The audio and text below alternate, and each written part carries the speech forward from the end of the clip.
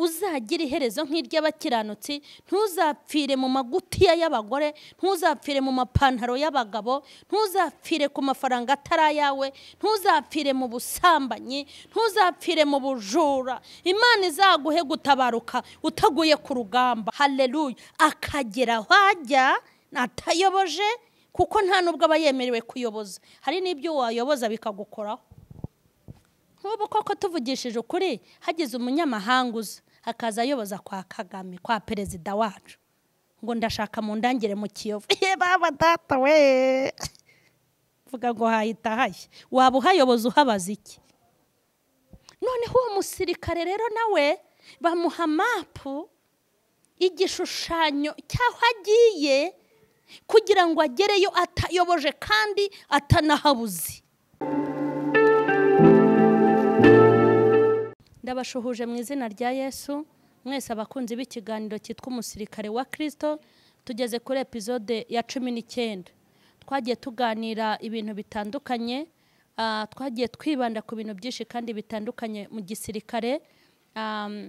Nanababwiye ko hari abantu benshi bakunda igihugu, abasirikare bakunda igihugu bakanagipfira bakimenera amaraso. Nagiye mbabwira rero ukuntu abakozi b'Imana sipe no kumenera amaraso igihugu cyacu cyo mu ijuru n'amazi ntago bayamena. Ariko ndashaka kubabwira ku cyigisho cyitwa umusirikare episode ya 19. Tugenda rero twumva ibintu byinshi bitandukanye. Twabonye ukuntu abasirikare batarangara, twabonye ukuntu batumva imvura, tubona ukuntu batumva izuba, kandi dusanga abasirikare usibye ko tuzabiraganiraho by'umwihariko ukuntu bataba mu nyungu zabo n'imiryango yabo iyo barwana baharanira inyungu za rusange. Uyu munsi ndashaka tuganire mu bindi bintu umusirikare akwiye kwitwaza hari ku rugamba. Hari ikintu bita mapu. Mapu ni igishushanyo kibayobora aho bagiye kurwana urugamba cyangwa kurwana n'ahaduye cyangwa kuzana n'amakuru. Kuko umusirikare ntago ajya ku rugamba rwo kurasana gusa, hari n'igihe ajya ku rugamba rwo kujya kureba amakuru kugira ngo ayazane. Imana nishimwe. Uyu munsi ndashaka mvuge ku kintu bita mapu ya gisirikare. Ntago ndi bubivuge neza kubera ko nzimo bikeya, kandi ibyo bikeya nzi nibyo nshaka guheraho kugira ngo natwe twifuze kuba abasirikare ba Kristo. Ubushize narababwiye ngo Imana izakurinde kuba dezata, ikurinde gufatwa amatekwa, ikurinde no kuba demobe.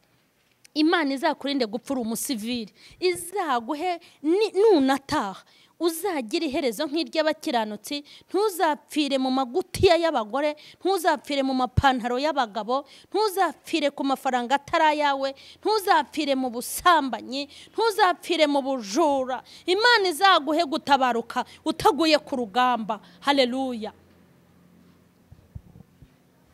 Aho kugira ngo uzaramire mu byaha wazapfa wihuse, n'ukuri, ariko ukigira mu ijuru. Reka tuvuge kuri mapu. Mapu ni igipapuro, ni igishushanyo gishobora kuba kiri ahantu haba harimo ibihugu bitandukanye, hashushanyijeho. Nimba wenda tuvuge ari mu Rwanda bavuga ngo Igisenyi, wenda ni urugero, bashobora kuyishushanya. Cyangwa nimba bavuga ngo ni mu gihugu runaka, nimba ari umusirikare ugiye ahantu bamutumye, yaba ku rugamba yaba kuzana amakuru, bamuha icyo gishushanyo, icyo gipapuro cya mapu, kugira ngo bamwereke aho agiye. Haleluya. Akagera aho ajya atayoboje, kuko nta nubwo aba yemerewe kuyoboza. Hari n'ibyo wayoboza bikagukoraho. Nk'ubu koko tuvugishije ukuri, hagize umunyamahanga uza akaza ayoboza kwa Kagame, kwa perezida wacu, ngo ndashaka mu ndangire mu Kiyovu. Baba data we, vuga ngo hahita hashya. Waba uhayoboza uhabaza iki? Noneho uwo musirikare rero nawe bamuha mapu, igishushanyo cy'aho agiye, kugira ngo agereyo atayoboje kandi atanahabuze. Bakamwereka bati dore aho tugutumye. Wenda nimba bamutumye kujya kuneka ahantu hari ahantu mu gihugu runaka hari uburinzi, hari iki, bakamubwira ngo uyu muhanda uzawugenda, ariko nugera ku mutwe w'uyu muhanda, dore bakabimwereka kuri mapu bakahashushanya, ahangaha niho hatangirira hedikota ya gisirikare, dore ni ahangaha, dore uburinzi, dore ngubu buba buri hano, amacumbi y'abasirikare dore naha bari, dore ibiro bya fande wabo mukuru ni ahangaha bari. Mbese bakamuha mapu y'aho agiye, akagerayo atagize gute, akagerayo ntawe umufashe, kuko agiye aho azi. Kandi umuntu ujya aho azi ntayoba, ariko umuntu ujya ahantu atazi harayoba. Iyo ugiye aho utazi ushobora no gutega indege kabiri, umuntu ujya aho atazi ashobora gutega ubwato kabiri cyangwa na gatatu. Umuntu ajya aho atazi ashobora kuviramo mu cyapa akongera agatega bwa kabiri, byamba n'abangombwa akongera agatega ubwa gatatu, ariko umuntu ujya aho azi aratega kandi yagenda akagerayo. Hanyuma nagira ngo mbwira abakirisitu ngo mukwiye mapu muhabwa na kirisitu Yesu. Imana ishimwe. Mapu yacu rero ni ijambo ry'Imana. Haleluya. Ijambo ritavangiye, ijambo rya nyir'ijambo, ijambo risobanutse, ijambo ridacuya, ijambo ridatera ubwangati, ijambo ry'inkota, ijambo ribaga, ijambo rikomeretsa, ijambo ryomora, ijambo riruhura abarushye, ijambo rifata ibisambo, rigafata abicanyi, rigafata abagome, ijambo rigira amapingu, ijambo rigira gereza. Dore ni iyi mapu. Umva nkubwire muroko, iyi mapu, haleluya, iyi mapu twahawe, mwarayifashe murayijugunya, abandi mwarabiciye sinzi aho mwabitaye, abandi mwarabitwitse, abandi mwabishyize imbere y'igitanda mubyihanagurizaho iyo mugiye kuryama. Iri jambo abandi wakubaza Bibiliya aho ibitse, noneho bafunze isengero n'abajyamo binjiramo makeya, yewe bawe wakubaza aho iri, noneho ntiwanahasobanura. Iyi mapu mutesha agaciro. Ndeba ukuntu iyi mapu muyitesha agaciro. Uzi ko ibiganiro by'ubusutwa nabonye bikurikiranwa cyane. Niyo mpamvu n'abafite ibitangazamakuru bya gikristo badakunda gushyiraho ijambo ry'Imana, babavangiramo n'ibindi bintu kugira ngo birebwe, kubera ko iyi mapu ntago mushaka kwibayobora. Nutayoborwa n'iyi mapu twahawe na fande wacu Jesus, yadukatiye imirongo. Haleluya, haleluya. Hari ahantu yaduciriye umurongo ngo nimugera mu Migani igice cya mbere 33, haravuga ngo ari kunyumvira hazaba amahoro, hadendeza atikanga ikibi. Abaciye akarongo kuri iyo mapu.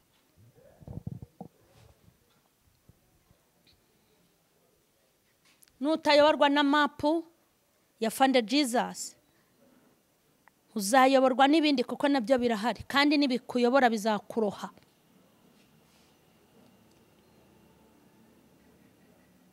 Dufite ahantu twagiye duci iyi mapu, dufite ahantu. Reka nkubwire, ushaka gukizwa neza ubisanga hano hantu, ushaka kubana n'abana amahoro ubisanga hano hantu, iyo wagize urugamba rugutunguye ubisanga aha hantu, iyo ugeze mu mayira abiri ubisanga aha hantu, iyo umwanza kwivuga hejuru n'aha hantu ubisanga, iyo wafashwe n'ahaduyi aha hantu ufite uko wabigenza.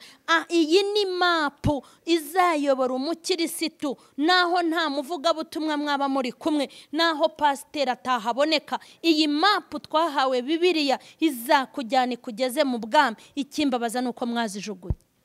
Mu minsi mike Yesu natinda kuza cyangwa natabanyuzaho akanyafu, mbona muzazicana, muzajya muzica muzitekeremo itabi, niko mbona, cyangwa se muzandika izindi, kuko birakomeye. Umusirikare iyo agiye haba afite mapu, yagiye ku rugamba. Impamvu dukeneye iyi mapu ni iyihe? Nuko aho tujya ntago tuhazi. Aho tujya tuhumva mu mwuka, ntituzi ibyo tuzakubitana nabyo, ntago tuzi imitego irimo, ntago tuzi ibyo tuzahura nabyo. Niyo mpamvu dukeneye mapu. umusirikare yajya kurwana urugamba ahantu hatazi cyangwa adasobanukiwe, hagomba kuba afite mapu kandi iramuyobora ikamugeza aho agomba kujya. Narindi kubabwira ngo mapu y'abasirikare ba Kristo ni Bibiliya, ni ijambo ry'Imana. Ubu ijambo ry'Imana mwararitaye musigaye mukunda ubugambo. Ijambo ry'Imana mwararitaye musigaye muba mu busutwa. Ijambo ry'Imana mwararitaye musigaye muba mu bujajwa.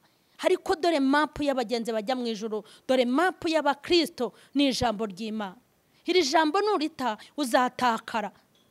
Iri jambo niridacana muri wowe uzazima. Nutayoborwa n'iyi mapu ntabwo uzagerayo.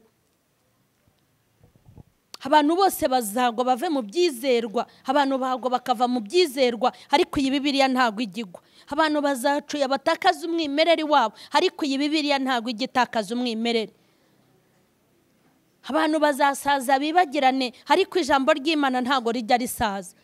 Abantu bahanga indirimbo zikatunezeza, mu minsi mike tukazigira itorosho ntitwongere kuzibuka, ariko nta na rimwe ijambo ry'Imana riteze guta agaciro. Ijambo ry'Imana n'ubuki, ijambo ry'Imana n'amata, ijambo ry'Imana n'amazi amara inyota, ijambo ry'Imana ni umutsima utera imbaraga. Mwifurije kuyoborwa n'iyi mapu. Umusirikare yagiye ku rugamba aba afite igipapuro cyitwa mapu, aba afite mapu imuyobora.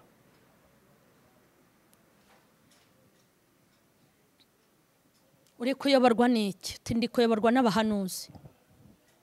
Uri kuyoborwa n'iki? Uti ndi kuyoborwa na 2020. Uri kuyoborwa n'iki? Uti nge nta marangamutima yanjye. Uri kuyoborwa n'iki? Ndi kuyoborwa n'ubwoba. Uri kuyoborwa n'iki? Ndi kuyoborwa n'ibihe. Uri kuyoborwa n'iki? Ndi kuyoborwa n'iminsi.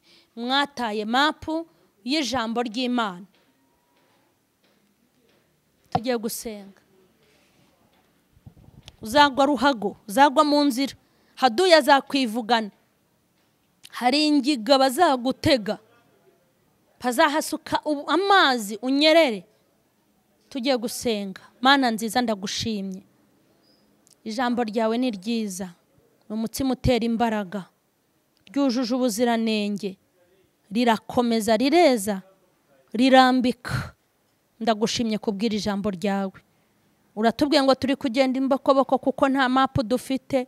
Tubwiwe n'Uwiteka ko mapu zacu ari Bibiliya, ijambo ryawe. Sengera abadukurikirana kugira ngo bongere bafatiye intwaro ibayobora, ibayobore mu kuri kose ko kubayobora. Iyi ntwaro nibongere bayegure kugira ngo ibakomeze mu kuri ko gukomera. Sengera abadukurikirana ngo bavane hirya na hafi ndetse na kuru habakure. Ijambo ryawe ryongere rigira umumaro, ijambo ryawe rigira imbaraga, ijambo ryawe abaryumvise bubakwe, kandi umuntu wese aharanire kugira mapu y'ijuru. Urakoze cyane Uwiteka, icyubahiro n'ikibi cyawe ni mu izina rya Yesu. Amen.